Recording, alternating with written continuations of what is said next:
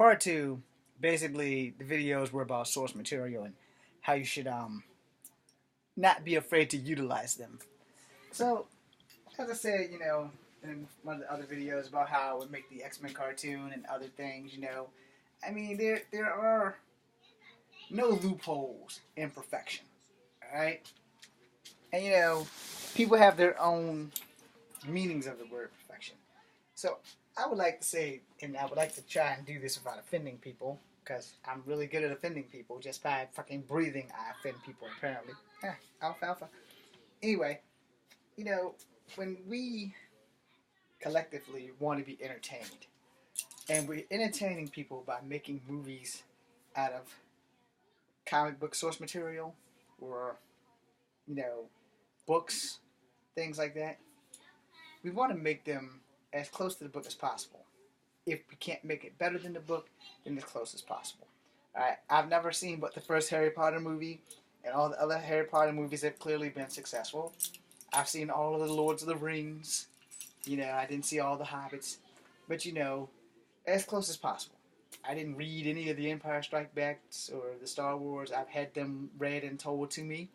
You know, I've seen all of the movies except for the one that's coming out in 2 days. And as a Star Wars fan, you want to do things until the magical word of retcon or not canon pops up.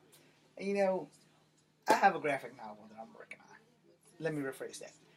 I'm working on my second graphic novel. My first one is finished. I need a publisher and I need a really good contract because all of my songs are also in the album. It comes with it. There's no ifs, ands, or buts about it. I don't want anybody using my songs without paying me. But if you're going to make something, like for my graphic novel Love 13, there's no way in hell I will allow it to be made any other way than how I envisioned it. So basically, I want creative control. You know, I don't necessarily have to be in it because someone can play me so I can look young and handsome. But instead of me playing me as ugly as I am, that shit's not gonna work. But I want it. It doesn't have the dialogue doesn't have to be word for word, but it has to tell the story as close as possible to the graphic novel as possible, with a few things that would probably have to be taken out because it is not honestly, the book is not made for anybody under the age of 17. No, to be honest, it is not written for anybody under the age of 17 because of the content and some things you can't take from the book to put into a graphic novel movie from what I wrote because I wrote some very bad shit that turns 13 women into a legion of vengeful enchantress. And I like what I wrote. And it's not option for debate. Nothing is optional for debate. You can't change it. I don't give a damn who it is. If you rewrite it, it has to be written word for word. Any of that stuff. It cannot be changed. That is my number one rule. It can't be changed. And I get creative control. If it's good enough to become a movie or anything, it doesn't get made a movie until it runs through me. I want to be part of the casting. I don't have to pick, but I get to make my suggestions, and they have to hold weight. All right. So let's say tomorrow I blink, and the world is at my feet, and all of a sudden, American Kono Reach is my next move, my next graphic novel that I need to work on this weekend to finish chapter 2.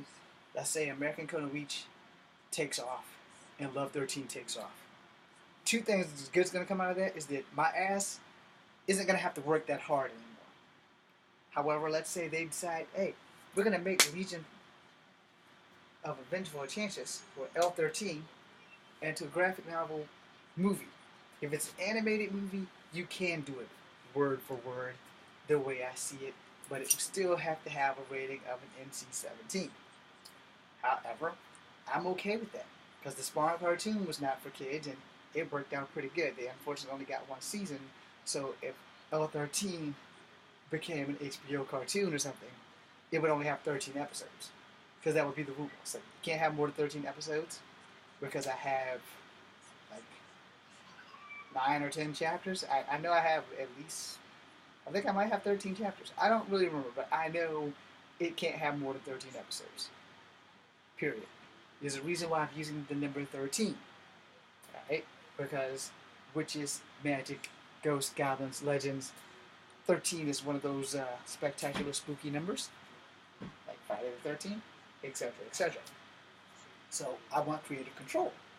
I don't want someone else being in control of shit that I busted my brain to do and handwritten that shit. It's over 1,000 and some odd pages of me handwriting it, of pens changing colors. So if you're gonna use material, you use it the way it's written, source material. Now, unfortunately, 1 second.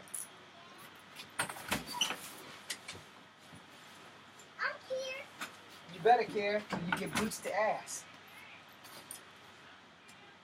Anyway, as I was saying, you know, sorry, I had to adjust my underwear.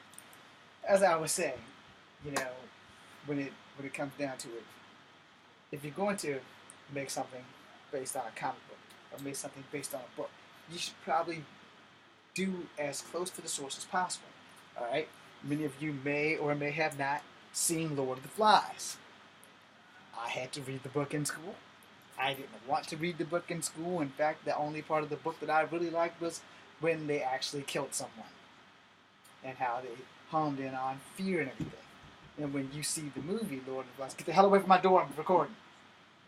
When you see the movie Lord of the Flies, I don't think there's ever been a fucking remake because of the movie being so goddamn graphic